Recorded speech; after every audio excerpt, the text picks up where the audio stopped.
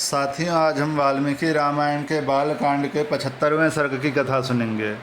इस सर्ग में परशुराम जी ने श्री रामचंद्र जी को ललकारा है कि वे वैष्णव धनुष, जो भगवान विष्णु का धनुष है, उसे उठाकर और उस पर प्रत्यंचा चढ़ाकर दिखाएं।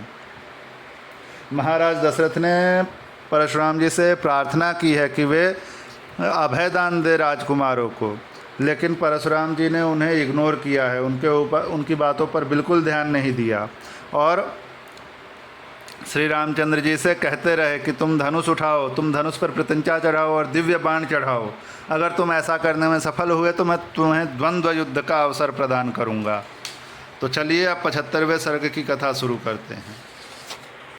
श्री सीतारामचंद्राभ्याम नमः। श्रीमद् वाल्मीकि रामायणम बालकांडम पंचसप्ततितमः सर्गः।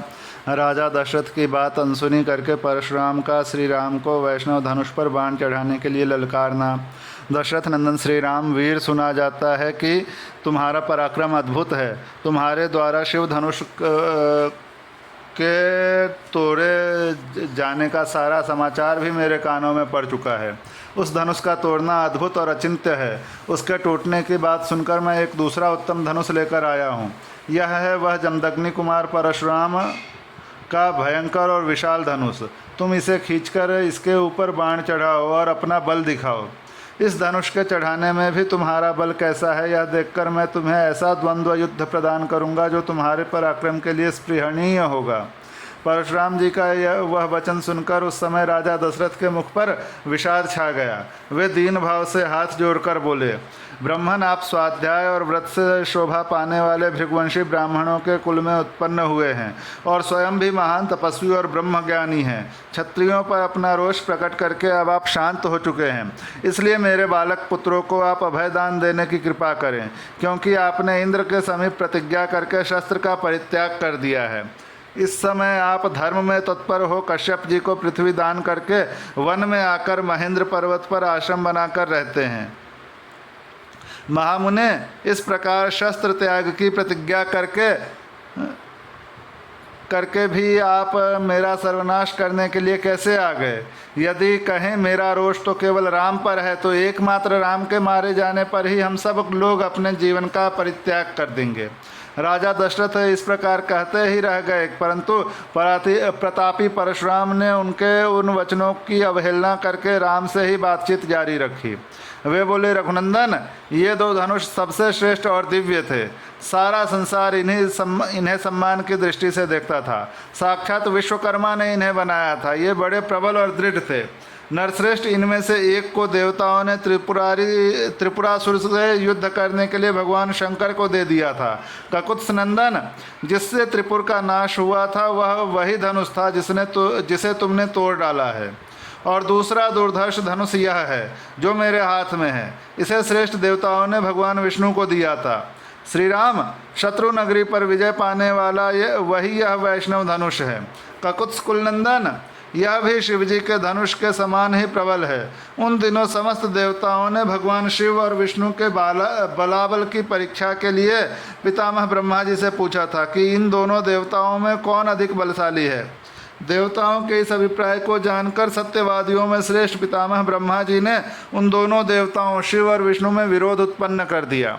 विरोध पैदा होने पर एक दूसरे को जीतने की इच्छा वाले शिव और विष्णु में बड़ा भारी युद्ध हुआ, जो रोंगटे खड़े कर देने वाला था। उस समय भगवान विष्णु ने हुंकार मात्र से शिवजी के भयंकर बलशाली धनुष को शिथिल तथा त्रिनेत्रधारी महादेव जी को भी स्तंभित कर दिया।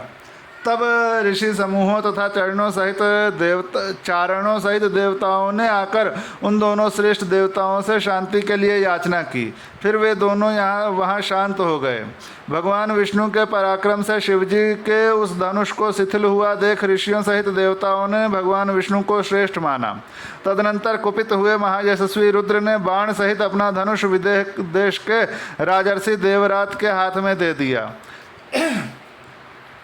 श्री राम, शत्रु नगरी पर विजय पाने वाले इस वैष्णव धनुष को भगवान विष्णु ने भृगुवंशी ऋचिक मुनि को उत्तम धरोहर के रूप में दिया था। फिर महातेजस्वी ऋचिक ने प्रतिशोध की भावना से रहित अपने पुत्र एवं मेरे पिता महात्मा जमदग्नि के अधिकार में यह दिव्य धनुष दे दिया। तपोबल से संपन्न मेरे पिता जमदग्नि अस्त्र शस्त्रों का परित्याग करके जब ध्यानस्थ होकर बैठे थे, उस समय प्राकृत बुद्धि का आश्रय लेने वाले कृतवीर्य कुमार अर्जुन ने उनको मार डाला। पिता के इस अत्यंत भयंकर वध का जो उनके योग्य नहीं था समाचार सुनकर मैंने रोषपूर्वक बारंबार उत्पन्न हुए क्षत्रियों का अनेक बार संहार किया। श्री राम, फिर सारी पृथ्वी पर अधिकार करके मैंने एक यज्ञ किया और उस यज्ञ के समाप्त होने पर पुण्यकर्मा महात्मा कश्यप को दक्षिणा रूप से यह सारी पृथ्वी दे डाली। पृथ्वी का दान करके मैं महेंद्र पर्वत पर रहने लगा और वहाँ तपस्या करके तपोबल से संपन्न हुआ। वहाँ से शिवजी के धनुष के तोड़े जाने का समाचार सुनकर मैं शीघ्रतापूर्वक यहाँ आया हूँ।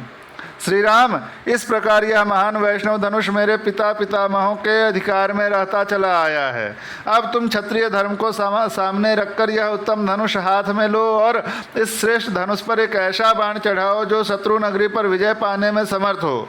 यदि तुम ऐसा कर सके तो मैं तुम्हें द्वंद्व युद्ध का अवसर दूंगा। इस प्रकार श्री वाल्मीकि निर्मित आर्ष रामायण आदि काव्य के बालकांड में 75वां सर्ग पूरा हुआ।